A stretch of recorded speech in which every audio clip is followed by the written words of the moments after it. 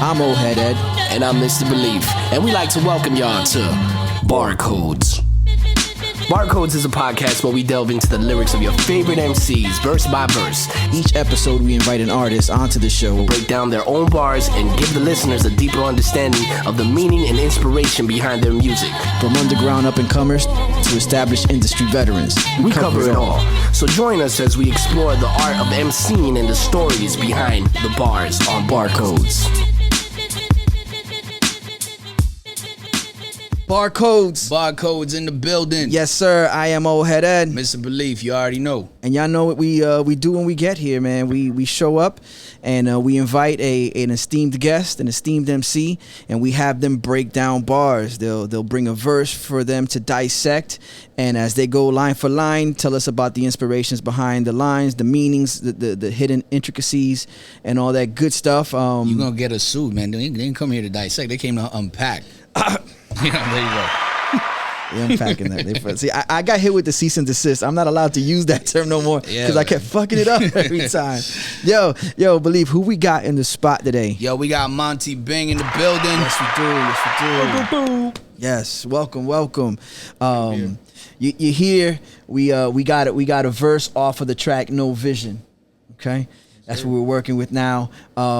Before we get into the lines, before we get into anything else, we gotta shout out definitely Atlantic, the barbershop, for holding us down, housing us. Yes, go check them out on IG. If you can't pull up to get a haircut, sit down in one of these chairs because they be booked. Yep. But if you can't do that, at least swing through, check out some of the merch. They got a bunch of dope shit in stock here.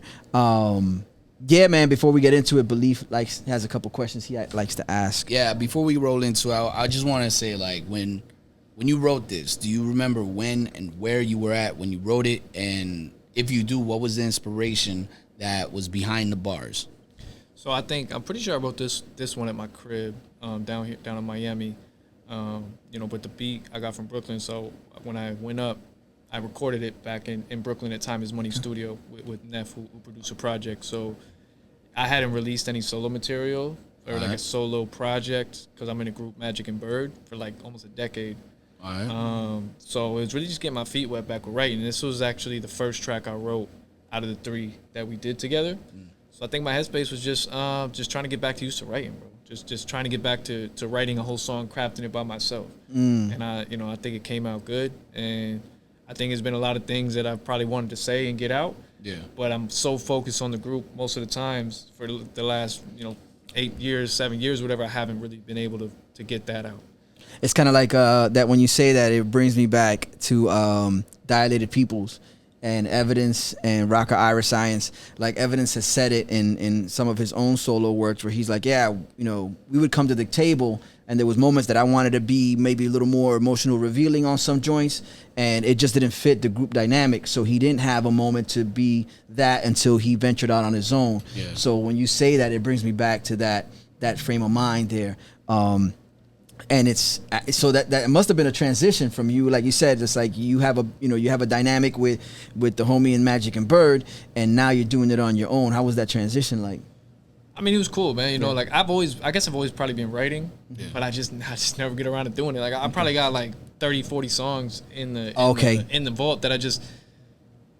Things, I didn't like how this came out, or, I never got around to getting this mixed or whatever, because I have another Majik and Brrrd project coming out. And shout out to Blunton, that's my group mate, Blunton Edwards. Okay. He's been begging me to put out a solo anyway for a while, because he's a constantly putting out solo stuff, like constantly, like a couple times a year, So I just didn't have the setup. I had a situation. I move around a lot. I didn't, studios and stuff. I don't have my own home setup or whatever. So it was just a little more difficult. But, it's good, man. It's good. I'm glad I did it. Bro, well, here we are, man. We glad you did it. We glad you pulled up. For sure. So yeah, man, we typically have the artist, the MC, go into 4 bars at a time, take a pause, and then kind of break down the inspiration behind them, what the meanings are, and then we'll jump in, here and there when we feel like something either reaches out or we need a little more of a description with it. So whenever you're ready, Monty Bing, get into it. Let me see, man. Where we starting? So we're gonna do the first verse.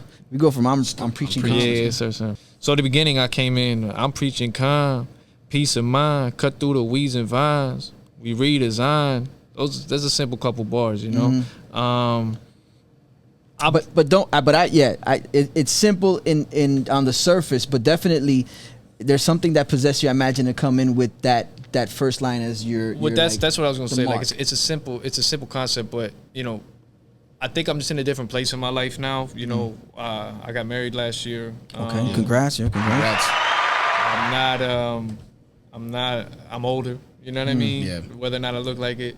I've been doing music for a very long time, 15, 16 years now. So I think I'm just in a different headspace mentally. That's why I was coming. Like I'm preaching calm, like peace of mind. Like that's where I want to be at this point in my life. You know, I'm not a rah-rah. I'm not out in the streets every day like I was at some point. I've been through some different things, and to get to that peace of mind, to get to that calm, sometimes you gotta cut through the BS, and that's kind of what it was, like cut through the weeds and vines. Okay. To be able to redefine yourself. That's kind of and redesign. Okay, see, we're getting into it. There was layers behind it. That's what we're here for. You know what I'm saying? We want to see the layers behind the bars and stuff like that. And all right, so like you said, you're older now. You know what I'm saying? You're a little bit more settled in. So you're coming in with that. You want to be preaching calm. You want to kind of like deliver it to other people, that the calmness, basically, right? Because you're preaching calm. You're not saying I'm calm. Yeah, you're saying I'm preaching it. You want to bring it out to everybody. Something you want to share with people. Yeah. It's vibes trying to put out, man, and it's we all preach things that we don't necessarily practice all the time like we should. Yeah. You know, so that's I think, a fact. I think that's something that's good, and I think a lot of my bars are like that in general. You guys will see as we go through this. Is I think I try to have more nuanced bars than I guess a lot of hip hop is. Because as tough as everybody try to act or this or that or whatever, like everybody been punked sometime, bro. This is what it is, man. Like let's keep it real. Like if you've been in the game long enough, somebody, whether or not you got robbed physically, somebody probably got over on you and owes you some money, and you wasn't able to handle it. Some things always happen, and depending on the day, most people aren't on 100 or 10 all the time. True. You know, sometimes you let things slide one day, and the next thing you won't. So it's nuance, man, and we're gonna see that through these bars, bro. It's a lot of nuance. True. All right. Dope. And next couple bars here. That's how I said, feel the divine. Life is a crime. While we feasting on these creatures that we sneak up on. And that's how, that's that little couple bars right there. That's more just trying to get back to that calm place. And I don't want, the way I said, feasting on these creatures that we sneak up on, it's like, a lot of times when people are going through life and doing what they need to do and getting where they need to go, man, a lot of times they dehumanize the other person, and they kind of just, where they need to get where they need to go, they like devouring everything in their path, you know? And I think we all do that, man. I've probably been guilty of it myself. Opportunist, you know what I'm saying? Sometimes it's like, yo, I'm trying to get there, but you in the way, and you know what I mean? And what's wild is that at the same time you're doing it, for the most part, there's people that do it just out of, plain foolishness, just for the sport of it, but sometimes it's survival. And it's in order to maintain a life, you know what I'm saying? And so when I hear life is a crime, that's where I tie that in. I tie that into the fact that here we are doing things that we might not be so proud about, or some people might consider like surviving out of the scope of legality. You're doing it because you want to continue this life, but it might push you into, at times you find yourself in a situation where that might be in order for you to stay afloat, is that you have to do things that you wouldn't be proud of necessarily. Yeah. It even comes into legal work, man. Just, you know what I mean? People trying to get a promotion, they trying to do this, they're trying to do that, or down to the next man, and what they call it on the West Coast, dirty macking.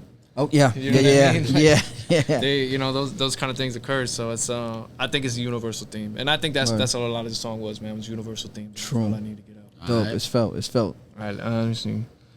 So I said they want to kill the vibes, they want to ill define, they want to steal your shine, they want to see the climb, they want to feel the highs, but don't want to feel the binds. How many times I've had to slow grind because the re-up wrong. Okay. That's just people trying to put you in a box, man. And you see it especially in this industry a lot. And you definitely see a lack a lot of times of, I don't want to say gratefulness, but just appreciation in everything you do out here. So that's basically kind of how those go. And that's typical. They want to see the climb, they want to feel the highs, but don't want to feel the binds. Like everybody knows that, man. Everybody want to be around when you're doing good, and nobody want to be around when you're doing bad. Nobody's around when you fucked up. You know what I'm saying? Famous people getting free drinks. I needed a free drink 2 years ago. Yeah. You know what I mean? Like when they most could afford it, they getting the free shit. Yeah, they get all the free shit when they can afford it. Yeah. And the last little part just from years of being in the streets, man. Sometimes when you try to get merchandise, it's not the right merchandise. Gotcha. And at that point, you gotta do what you gotta do. So this is I'm even though again we're finding like a simplicity to it, but there's a complexity to it as well. It's like they want to ill-define, meaning people are gonna try and you can correct me if I'm wrong. Is that a situation where it's like like you said, they're putting you in a box and they're very quick to people who have the least knowledge of you are the first one to try to describe you. Like they're trying to define you, but there's the people that feel more. I've seen it. The people that feel most comfortable doing that are the ones that know the least about you. For sure. You know what I'm saying? Because if they knew the true you, then they probably wouldn't share these ill will or ill thoughts towards you. Sure. So I this is, as like I said, as simple as it might be, and it's like you hit every line with they want, and you set it off with that. It still captures a depth to it. Yeah, that's something that I was trying to do, even just doing the solos, man. Was I grew up on like cannabis and stuff like that, like rapper wise. Like I like real lyrical rap because it was more of an escape from, I guess, what I was involved in and doing at the time, which is like the opposite of a lot of people. They like to hear stuff that kind of keeps them in that same mentality. And so that's one thing I've been trying to like. I never want to dumb it down, but I definitely want to simplify it, but still make it deep. Got you. That's kind of what I've been trying to do. It's accomplished for sure. All right, let's get into some rappity rap now. Let's do that. Got a couple more bars here. Let me see. So I've been out of racks, trying to flex to the not of facts. False disease infect, placebo the hypochondriac. The minor packs, how we react. That affects the stack. I made a bigger check. Now these people will finally call me back. Wow. Okay. So now you're transitioning. You set the tone with that nice mellow pace, and then you pick up a little bit there, a little intensity. Yeah. And I've never been, look how I'm dressed, bro. I've never been like a flexaholic, but I think that there's always times in our lives in general where you might not have it, and whether out of necessity or just out of vanity, you're gonna put on that persona, put on that like I got it. And sometimes it's tough. That's one of the tough things for people. I'm good at it at my point in my life now. Okay. But just being real with yourself and being where you at. Yeah. I've always wanted to be successful, and I look successful, but it's still nice to feel that appreciation. So everybody does it. Everybody know the guy that gas tanks on E. You know what I mean? The car is probably they girls because it's tax season or whatever. And then you just drive around the hood and see like, the fucking Maserati or some shit inside of like an efficiency. You know what I'm saying? Like, bro. Some people just they flex in the wrong manner in the way I could say, trying to look rich instead of being rich. Yes. Yeah. The richest people, we all know that. The richest people, they don't look rich. They're not putting it out there like that. And it doesn't always have to be monetarily. You know what I mean? Sometimes the guy who's the most fun guy, the most fun-loving, life of the party guy, that dude end up the one in the worst shape. Like he could be the most depressed. Yeah. Like the Robin Williams. It's like Robin Williams. Yeah. Look at Mac Miller too. Or Mac Miller. Yeah. I don't want to say the word because YouTube will strike it, but those things happen when people do things to themselves. And you never know. Before you get into it, one thing that caught my attention too is like, and you saying like when you kind of hinted to yourself like, I'm not the dude that's the fanciest. I've been out of racks. We're obviously talking about money, like you don't have racks, but right away my mind goes to typically people who have like money to afford shit. They don't buy shit off the rack. They'll get shit custom made. You know what I'm saying? So it's, to me, my mind takes me there. I don't know if that was the intent, but definitely it's like when I think I've been out of racks, not only the money, but there's that double entendre where it's like I've been out of like, I just shopping whatever's on at the store as opposed to like people like, I'm not buying off the rack. I get shit custom made for me. Custom made, yeah. Go get a Birkin bag so I can look like a 1950s secretary. Yeah, man, and that's the thing, like the false disease infect, placebo, the hypochondriac, that's that just goes back to that same thing, just that the false being fake about where you at in life, that disease can affect everything, and you'll take the placebos, right? Yeah. Everybody think they sick this, sick that, whatever. You'll take the placebos, whether that's alcohol, whether that's liquor, whether that's substances, whether that's women, whether that's whatever. And or it's not actually it's not healing you. It's not having an effect, obviously the mind impacts how we react. That affects the stack. I made a bigger check. Now these people will finally call me back. Again, the mind impacts how we react. That goes back to the placebo effect. And yeah, you know how it is, man. Like once I start doing good, now I'm putting solo stuff out again, or doing things, or doing better in job or whatever. Everybody come back around. That's when you start getting the free shit. Yeah. No, what's dope too here is also where it's like false disease infect. So, right away I envision people living a falsehood, and those who can't make the connection between what they're doing and the fact that it's not real, they think that that's real. Yeah. So now that motivates or influences them to try to emulate that when the source, the beginning is fake. Now you have a legion of people kind of just sitting there going, well, I want to be like that. But that dude's not even like that. It's stuck in a cycle. You know what I'm saying? Yeah. Yeah, I think that's a lot of the critique of the culture at this point. In general, not just hip hop culture. When they say that, I don't like when they try to put the materialism on hip hop culture all the time, because it permeates American culture and Western capital culture in general. So I think that's sometimes an unfair assessment. But yeah, that's one of the biggest things, man. It spreads like a disease, but it's a false disease. It is a falsehood. Yeah. Yeah. Just everybody wanna be looking at the next man. Social medias don't help, you know. Yeah, it's true. It's true. I mean, sometimes it's just unreal expectations for someone. Like it's okay not to have your life straight and ready to go at that point. Like it could give you something to work towards if you see a person, but you also got to realize that there might be a level of that is not exactly what you think it is. Man, Instagram is the highlight reel of Correct.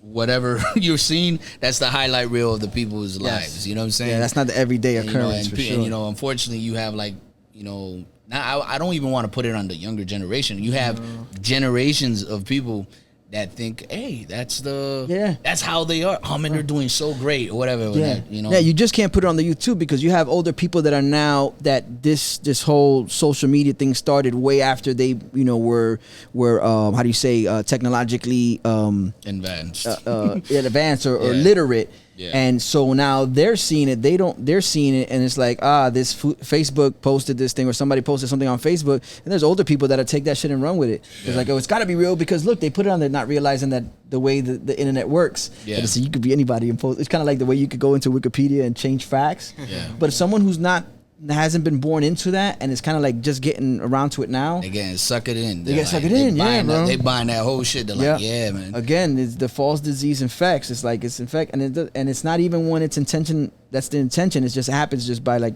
the residual. Yeah. I'm thinking about to drop some false disease infects merch now after having this conversation, bro. For real, like hey, listen, hey man, there you go, man. I wouldn't be mad at it. I cop one. I for sure. I'm gonna get it done, bro. Yeah. All right, next couple bars, man. We're gonna finish this song out. I said, that affects a stack. I made a bigger check. Now these people will finally call me back. Now that we win, they want to come around like it's cool. What was you missing in the vision when we would lose? They wasn't in the kitchen with us whipping this food. Too many chefs, too many inputs, ruin the soup. So you know how it is, man. It's the same thing. You're doing better, people come back, and it's really hard. It's really hard, especially in music, man, to stick to the vision. Yeah. I'm over a decade and a half in. We've had some good years and we've had some rough years, but I think in any business or anything you're doing in life, to stick to the vision within reality, right? Sometimes you have to realize when something's not for you, but if you really feel like it's for you, you stick to that vision no matter what. And most people ain't gonna be around at that point. Yeah. So it's like when we taking these L's out here, you wasn't with me, shooting in the gym, whatever the cliches are. Everybody want to come around when it's going good, but they didn't want to see it when it was going bad. And some parts of that's when I get like, into what was you missing in the vision we would lose? You wasn't seeing it, and then they wasn't in the kitchen with us whipping this food. They wasn't building it. But also sometimes it's best that other people aren't building your vision with you because too many chefs. You know what I mean? Yeah. I love the metaphor on that, or the analogy more or less, where you were like, where you're saying too many chefs in the kitchen ruined the soup, because if you do have a lot of people putting their input and all that stuff like that, and like, oh no, hold on, put this, put that, put this, it just fucks up everything. Yeah. You know what I'm saying? Yeah. And you might end up with a product, I mean, besides the fact that it's ruined, but it's on the basis of that you might have been on the right track on your own. It's like it didn't need all that. Oh no, and then at the end of the day, at the end of the day, if your name is on it, it's ultimately, you're the only one. yeah. If it's bad, you're the only one that's going to get blamed for it. Because everybody's, again, it goes back to the couple lines before. Oh, this is going bad. This is going bad. It's going bad. We're going to step away from it. That was on you, homie. That was on you. Hey, bro. I recommended it. Yeah, I didn't that's say how, that you. hey, man, I you would. had to You know do what I it. mean? I would have done it like this. Like, bro, he ain't put no money up. He ain't do nothing. So yeah, it's always like that, bro. Monday morning quarterback. Yeah, Definitely. Exactly. Yeah, that's more or less, there's a bridge after that, but that's more or less the end of the verse, and I think that theme kind of runs throughout the song, man. Yeah. It's just trying to recognize your self-worth, being realistic about where you're at, and being realistic about where you want to go, and what it takes to get there, and what it is. Well, I've always, like, this line right here where you stated that, well, you kind of, like, stated it within these bars where you're like, well, you got to keep the vision, and then you have this, sort of like a love-hate relationship with your own vision, with your own dream or whatnot. Like, I'll definitely be one to tell you or, confess that I'm the same way, you know what I'm saying, as far as seeing this sort of like a love and hate relationship, with your craft or whatever the case may be, is because I truly believe whatever you love, you're not always on good terms with whatever you love with. Yeah. You know what I'm saying? Yeah. Whether that be people or whatever your craft is, sometimes you're just like, fuck this shit. You know what I'm saying? But then it comes back and you're like, yeah, you know what, fuck it. You know what I mean? So it's like, I do feel like that really defines the love that you have with it, if you're iffy about it sometimes. True. You know what I'm saying? Grapple with it, man. I think especially being a creative, right? Yeah. I'm doing a podcast now, people that are artists, like physical artists, painters, or whatever, musicians, whatever. Being a creative is hard because it's highs and lows, and it's hard to be able to stay consistent. Yeah. Because creativity comes from innately an emotional place. So because it comes from an emotional place, it's difficult to push through the negative emotions, right? When you high, you're feeling the highs. Oh man, I want to do this, I want to do that. Get it in. When it's lows, it's tough to stay consistent with it. So it's choppy, man. It comes in waves, and like, not everybody got the same boat, but you're gonna have to learn how to navigate the waters. Some people on a raft, some people on a yacht, some people in a canoe, whatever. Some people holding on to one of them little noodle floaties. But the wave's gonna come regardless. And some people are sinking. Yeah, for sure. Drowning out Just here, be glad you're not one of those people. Yeah, exactly. Yeah. So yeah, man, I think it's just a struggle of being a creative, and I'm a little older now, man. I never had a label deal. I was in a group 730 Boys at one point. We had gotten a co-sign from Yasiel Success Davis from Atlantic Records, who's now the president of A&Rs, or I think he's the president of A&R there. But no deal ever materialized when I was like 18. Majik and Brrrd, we've done some good things, but it didn't always pan out all the way like we wanted. So I'm not under any illusions that I'm just gonna be this big, massive success or whatever. At this point in my life, I'm comfortable with I'm just putting out stuff I like. Yeah. The reception so far has been good. And if it takes me where it takes me, it's gonna go. But I know I'm putting the work in, so let the work speak for itself. And I feel like, especially with the No Vision EP and that project, that is more of a theme that kind of runs throughout it. All right. True. And I don't know if we mentioned it earlier, but like, who produced this track? So it's all produced by my boy Neff, dope producer. Running out of Brooklyn, although he's originally from New Hampshire. Yeah, man, Neff, he's the co-owner and resident engineer over at Time is Money Studios. Okay. He came up with Static Selected. Now he works with DJ Premier. And he's produced for a lot of people, man. Bobby J from Rockaway, Fame MOP, Gorilla Nems, UFO Feeve, Terminology, obviously, because that's the thing. Term just dropped the album with Paul Wall, man. It was like top 10 on Billboard in the indie releases and stuff. So shout out Terminology and Paul Wall. Shout out Paul Wall too. Yeah. But they were just on Show Off Radio with Static. Nice. Static Selected on Shade 45. So that's dope. You managed to get 3 joints from Neff to put together Neff has just been grinding, man. When we first got together, we kind of hit it off immediately, and I like to do things like, if you guys go listen to the EP, please go stream No Vision by Monty Bing and Neff. The second song, because they know that I did like a different voice. And I think the voice annoys Neff, so I'm going to keep doing it every once in a while. Like, it's funny. It's just to think of him just sitting there just having to mix it over and over again. It's like very funny to me. But like we do that, man. Like, you know what I mean? Like we get along well. We were in similar parts of our lives, and he's a really talented producer. So Yo, Monty Bing, let them know where they can find this, where they can find the project. So I know they're definitely gonna run out there and check it out. So it's No Vision, Monty Bing Neff. It's on Spotify, Apple, Deezer, wherever you can find YouTube. The video singles out on my channel, which I just made a new channel, so it's all brand new. That's No Vision, Monty Bing Neff.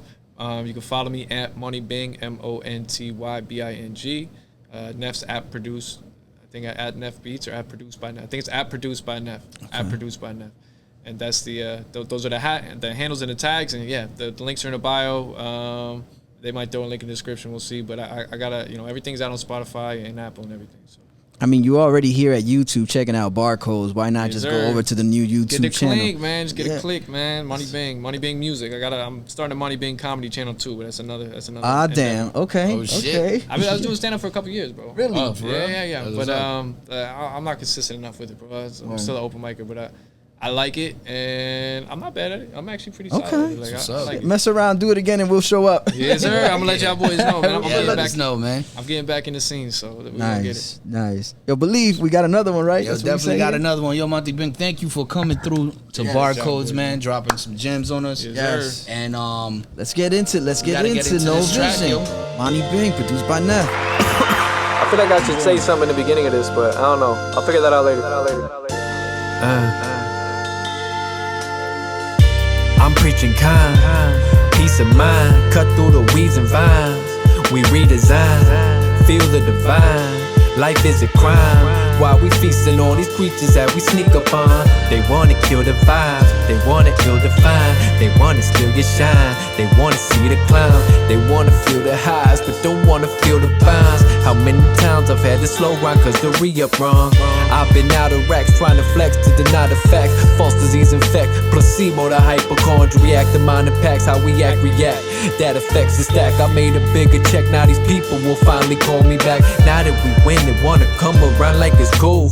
What was you missing in the vision when we would lose? They wasn't in the kitchen with us whipping this food. Too many chefs, too many inputs, ruin the soup. Don't like the sound of that. Too many bouts to lack.